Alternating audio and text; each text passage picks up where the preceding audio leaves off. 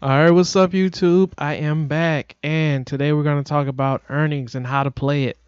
So, the best way to play earnings is to make sure that you get in before the earnings estimate comes out or the earnings report comes out.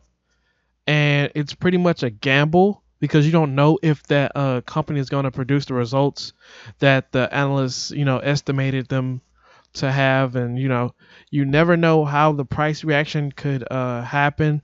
Say if the company beats the estimates and then misses revenue, and then that's when the stock starts to tanks, or it could fly up and then tank.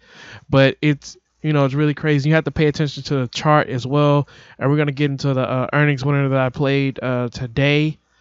And you gotta look at what is earnings. Earnings is just letting you know, was the company profitable for that quarter, or how much money did the company make for that quarter.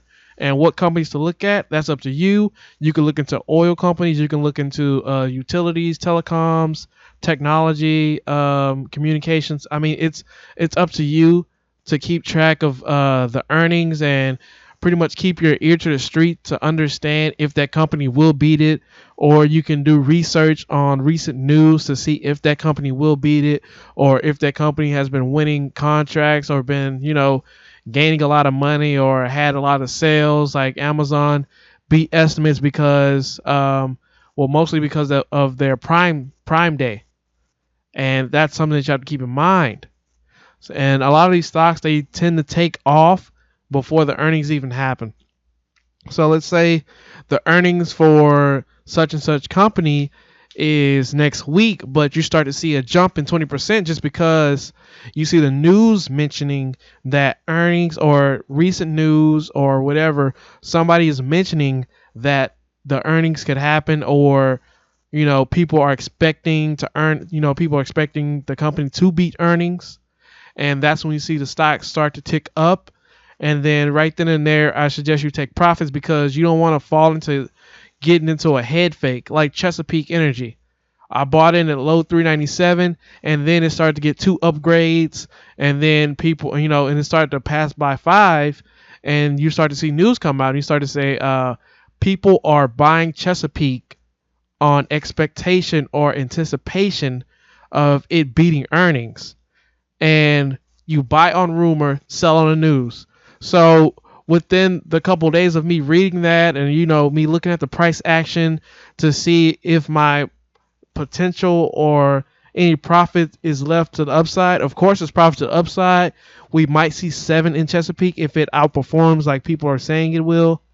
And I just decided to take my 30% and run, which it fell below 50. I mean, oil fell below $40, and Chesapeake Energy fell below 5. So there's a lot of things that you have to keep in mind. You have to pay attention to your positions or your swing trades. You have to make sure you're paying attention to them. There can be something that you hold for 3 months, and you're gonna be like, okay, I'm gonna hold this for 3 months, because a lot of stocks start to produce upside in anticipation of earnings. Yahoo ran anticipation of the buyout. And when the buyout happened for Yahoo, nothing happened because you should have got in way, way before, when they were talking about, when Yahoo was talking about all these bidders. That's when you should have got in. And when the rumor happens, you buy, and when actual news happens, you sell. And that's exactly what happened to Yahoo. I mean, Yahoo didn't tank, but I think it was trading below $1 or something like that. And that's just a lot of things you have to keep in mind when you play these earnings, or when you pay a takeover or anything like that. All right, and now we're gonna look at the earnings warning that I did play, but I got out way too early. This thing just started, it started to run pre-market. It jumped because of the beat on estimates and the beat on revenue. I mean, this thing spiked at $76, and then once it opened, it dropped below $74. It went all the way down to the low 73s, and then that's when it started to see a run. But I got out around 74.33 ish, and I bought 73.85. I was really a little sad because there was a lot of profit to be made. It was like just about $3 a share that I could have made off of that.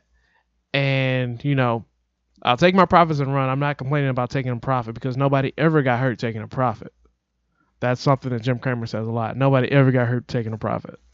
But it hurts a little bit more knowing that you could have made, more money.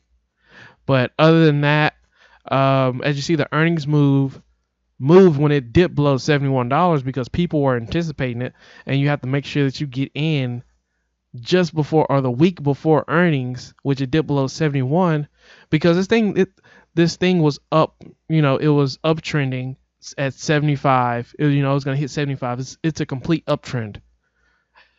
And it started to become a little rocky once, earnings came out.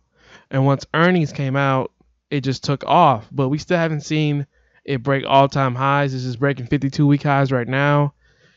And that's something to keep in mind when you play these earnings winner is where was the best, what was the best price that you could have bought at, or what is the best price that you can get in right now to maximize your profits, maximize those gains, and make sure you're getting a good return on your money. All right, when you go back into my earlier videos and then you watch those, the number one thing I stress is to make sure that you're always up to date on the market. You always know where these companies are going. You're making sure that your long-term positions or your short-term positions don't get hurt or are, make sure you're taking profits.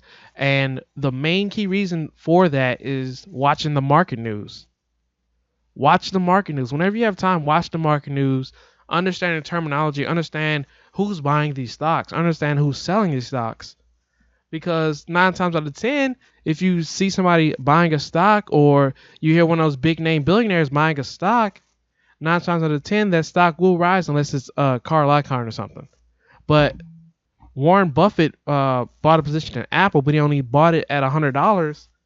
And Apple decided to bottom at 89. But historically speaking, if you go back in the chart, the bottom was at $89. So the news came out at 89, and then the stock started to uptick. So it's been upticking ever since. So Apple bottomed out at $89, and now it's at 105. So Warren Buffett has started to, appreciate his money now that it crossed over $100. So they keep you up to date with who's buying these stocks. They let you know what's going on. But the key reason that I won off Papa John's is because I watched the market news and I heard the analysts and the host of the show talk about how it could beat estimates and how it doesn't upset shareholders. So when you look back at the price, historically speaking, when you look back at the price, it upticks every single year, every single month. So you cannot, sometimes you get hiccups on the prices, even though it's setting all-time highs. You start to see stocks at all-time highs, and then after they set a certain, after they go to a certain price, they, top out, and then they start to decline. But not Pizza Hut, I keep saying Pizza Hut, but Papa John's was a stock that, it could do no wrong just about. And that was the main key reason for me buying it. And after hours, I wasn't taking a huge risk because, the analyst was saying even if it did miss estimates or even if it did miss revenue, the stock could rebound. It could rebound itself within hours. So me buying at $73, and I could have got in at 72, but I wasn't really paying attention to it until the guy said something about it. But the main key reason for me buying it is because I watched the market news and I listened to what the analysts were saying, and I did research on my own. But make sure you're doing research on your own. Make sure you're just not buying these companies just because. These people are not like investments specialists. Like they're not the top people, but they're on a TV trading show. So with that in mind, make sure that you guys are watching that and paying attention to price. Don't make sure you're buying it to resistance or buying it to, overbought position, because that can turn very negative for you. Okay, also we're going to give a huge shout out to John for crushing our last record day for the chat, which was $100. He's breaking through that Hopefully he can get one of those spikes and maybe close out on a $200 day. So this gain is still young and he still has a lot of profit to go up.